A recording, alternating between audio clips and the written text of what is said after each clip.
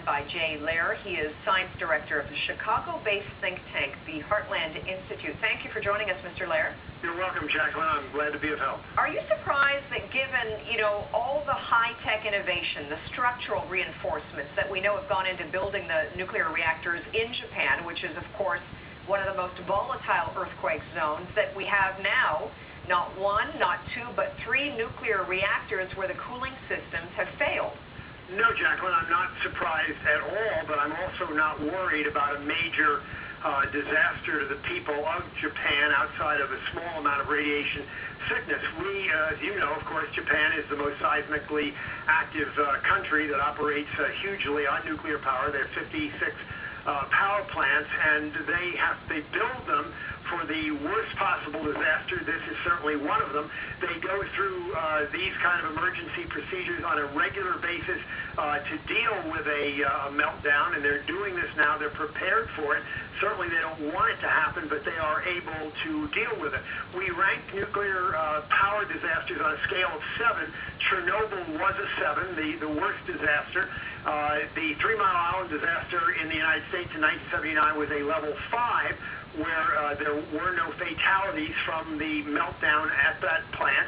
This is a level 4, and they are dealing with it, and there'll be years perhaps before they get those power plants going, but they will get the meltdown under control within a reasonable amount of time. And remember, even failing that, they do have a containment building around the core of the power plant, and the chance of any significant radiation getting out to the public is very small. The sickness they've incurred already is basically due to the venting of some pressure where some gases actually escape. Right. But let me ask you. I mean, we have 190 people also, last word, reportedly being testing positive for radiation. So right. I hear what you're saying, that even in the worst case scenario, even if there was an all-out meltdown, that situation wouldn't be so bad because of all these containment domes, and last word we heard the core was not damaged. But the truth is there is some radiation. We know radiation levels do cause cancer. If you're among those 190, this is a huge, devastating thing in your life. Well, you're absolutely right. I mean, if you were one of them, there is that possibility of illness. But I mean, the main thing is to alleviate the overall stress that we basically have the equivalent of a nuclear bomb in Japan. Of course, nobody knows about nuclear bombs better than Japan. They're the only country that ever had one dropped on them. So I think it's important to alleviate the fear of a mega disaster. I mean, they have bigger problems in Japan. As you know, the death toll is rising from all the damage from the earthquake, and I feel that the nuclear potential problems are considerably less than the other problems they face throughout the country from the earthquake itself.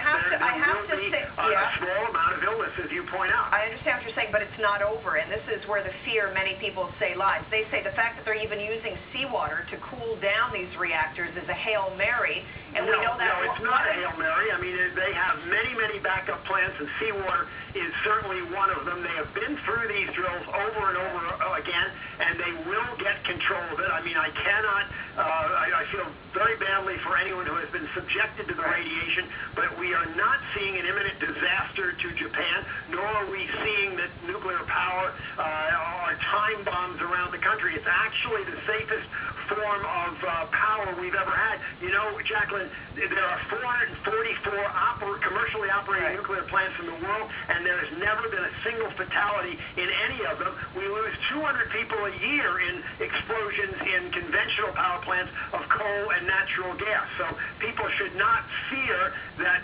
nuclear power is not our future, because it is, regardless of this horrible disaster. Right. So let me just ask you about this point. One of the reactors where the cooling systems and even the backups for that have failed is reactor number 3. This is a reactor that has plutonium as part of a mixture called MOX fuel.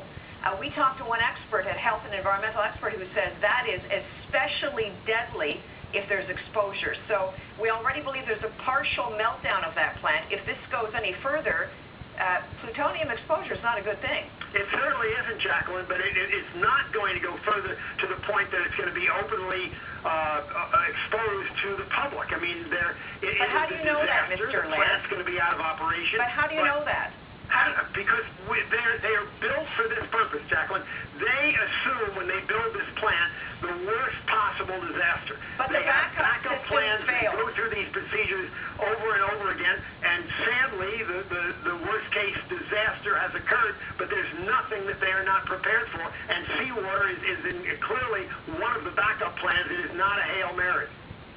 Okay, so then the seawater is the best backup. What's the best backup right now that will not fail? Well, we're actually sending them coolant. They've got to change the way they immerse their rods. They've got to increase the level of coolant. They've got all kinds of controls and apparatus that they're putting into play to reduce the heat within the core.